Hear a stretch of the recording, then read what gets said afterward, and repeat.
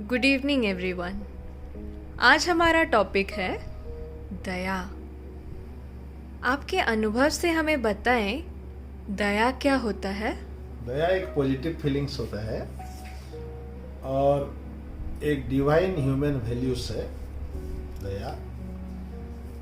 और जादेवी सर्वभूतेषु दया रूपेण संस्थिता नमस्तस्यै नमस्तस्यै नमस्तस्यै नमो नमः।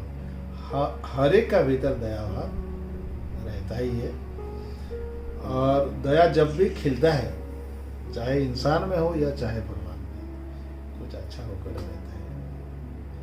और मैं अपने जीवन की एक 25 साल पुराने अनुभव से मैं कुछ बताना चाहता हूँ।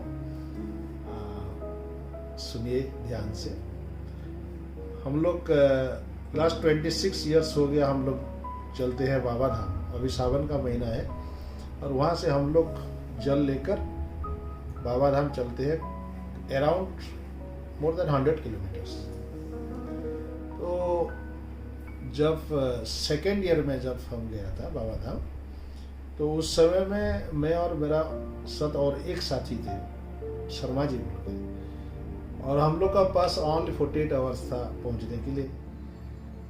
तो हम लोग सुल्तानगंज से यात्रा शुरू किए और बहुत धूप था और जोर से भी हम लोग चलते थे। तो वहाँ हमारे पैर में झाले पड़ गई, 5 किलोमीटर में झाले पड़ गई। और वहाँ से हम लोग इतने तकलीफ में चले और आते आते 40 किलोमीटर चलने का बाद मेरा जो साथी थे शर्मा जी, वो चल नहीं पाए। वो बोले कि मैं भैया क्या करेंगे, चलो बस में चलते हैं। तो मैं बोला कि आप चले जाइए भैया, और मेरे को चलना ही है। तो मेरा अंदर में इतना जुनून था चलने का। तो वहाँ से फिर हम अकेला अराउंड 65 किलोमीटर चले। तो आते आते पूरा फट गया था, मेरा दोनों पैर फट गया था। और उस समय में आते आते 50 किलोमीटर चलने का बाद हमको लगा कि मैं नहीं चल पाऊंगा। जिस हालत में था, मेरा दोनों पैर फटा हुआ था। और मैं एक साथी के लिए प्यार किया दिल से भगवान को कि भगवान एक साथी तो मिले। तो वहाँ आते आते एक जगह है, एक पहाड़ी है वहाँ, और वहाँ वैली है। तो वहाँ जब खड़ा रहा मैं वैली में, वहाँ से ऐसे उतरेंगे नीचे और फिर चढ़ेंगे वो वैली को, तो अराउंड 1.5 किलोमीटर होता है। और उस टाइम वो वैली पूरा खाली था, जंगल ही नहीं था वहाँ पर। तो वहाँ मैं देखा कि एक इंसान उधर अकेले जा रहे हैं। तो मैं सोचा कि चलो भगवान ने एक साथी तो दिखाया मेरे को। तो वहां से फिर हमने थोड़ा पहुंचाया उनको, और फिर उनसे मैं बोला भैया समय कितना हुआ। तो बोले कि 11 बजे है।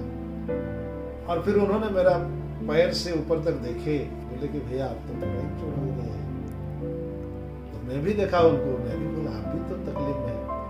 तो उन्होंने बोले कि मैं ये बार मेरा 80th ईयर से चल रहा है और मेरा किडनी का प्रॉब्लम है, लेकिन मैं चला आया, मैं भी तकलीफ में हूँ। तो फिर वो उनका एक्सपीरियंस से बोले कि 18 साल का, कि भैया हम लोग दोनों का हालत खराब है और हम लोग को रुकना नहीं है। हम लोग को चाहे जैसे भी हो, हम लोग को चलते रहना है, स्लो एंड स्टेडी उस तरह से। और फिर हम दोनों चलते रहे। वो बहुत सारे मदद किए मेरा तो हालत बहुत बुरा था। तो वहाँ से चलते रात को एक जगह में पहुँचे, रात का 3 बजे। तो वहाँ फिर हम लोग 2 घंटा वहाँ पर रेस्ट लिए और फिर जब चलने के लिए शुरू किए, तो मैं और चलने का हालत में नहीं था। तो मैं उन्हें बोला कि भैया मैं बस में चला जा रहा हूँ और आप चले जाइए। तो देखिए उनका अंदर में कितना दया भाव था। तो बोले कि नहीं मैं आपको छोड़ के नहीं जाऊंगा, और ज़्यादा दूर नहीं है और 20 किलोमीटर से हम लोग पहुंच जाएंगे, मैं आपको छोड़ के जाने वाला नहीं। फिर उन्होंने हौसला दिया मेरे को, और वहाँ चलते वो मेरा भी कावड़ उठाया, और चलते हम लोग बाबा धाम पहुँच गए। और बाबा धाम पहुँचते ही हम लोग शाम को पहुँचे बाबा धाम 6 बजे। और वहाँ पहुँचते ही कुछ ही समय में देखा वो मेरे पास, उससे मुलाकात हो गई और चले गए वहाँ से। उस दिन मेरे को पता चला और एक इंसान में कितना दया होता है। और उन्होंने मेरे को 55 किलोमीटर साथ में लेकर आई और मेरे को अपना मंजिल तक पहुंचा दिया। और वही दिन मेरे को पता चला कि दया भाव होता है क्या है कि इंसान में। और भगवान का भी जो होता है, बोला जाता है कि द्वार दया का जब तक खोले, गूंगा बोले पंचम स्वर में, अंधा देखे, लंगड़ा पहुंचे चलकर काशी में। तो हम इसी तरह बाबा धाम पहुंच गए, लंगड़ा होते हुए भी पहुंच गए। बहुत ही सुंदर एक्सपीरियंस था आपका। पर कुछ क्वेश्चंस मेरे माइंड में आ रहे हैं कि ऐसे सिचुएशन में क्या करें जब हम पूरे अकेले हैं और किसी पे भी भरोसा नहीं कर सकते। आप तो एक साथी मिल गए आपको, पर ऐसे सिचुएशन में क्या करें जब हम पूरे अकेले हैं? जब भी हेल्पलेस स्थिति आता है और पूरा अकेला हो जाता है इंसान और भीतर से कुछ पुकार आए तो पहुंचे जाते हैं साथी।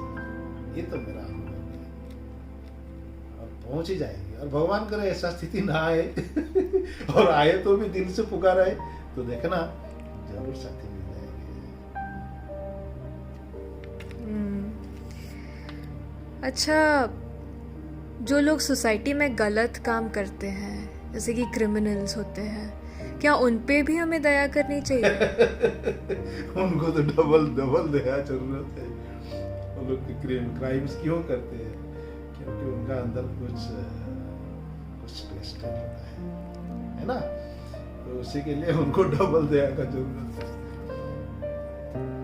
तो क्या सभी पे दया करनी चाहिए? हाँ, क्यों नहीं। और जो दयालु होते हैं, जो लोग दयालु होते हैं, उनका कोई कंडीशनल नहीं होता है। वो लोग हर एक के लिए दया देते हैं अनकंडीशनली। जैसे भगवान, माता पिता और ऐसे संत साधु लोग अनकंडीशनली दयावान रहते हैं। तब तो किसी को पनिशमेंट ही नहीं मिलना चाहिए। नहीं, पनिशमेंट भी मिलना चाहिए। और पनिशमेंट जो बोले जाते हैं, पनिशमेंट नहीं होता है, कॉम्पेशन होता है ना।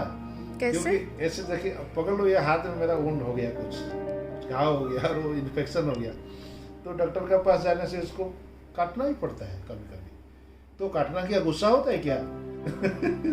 गुस्सा नहीं होता है, कॉम्पेशन होता है। उसको काटने से फिर बाकी शरीर बच जाता है। इसी तरह वही भी जो भी क्रिमिनल है, कुछ है, उनको पनिशमेंट मिलना चाहिए, लेकिन उसका पीछे इंटेंशन दया होना चाहिए।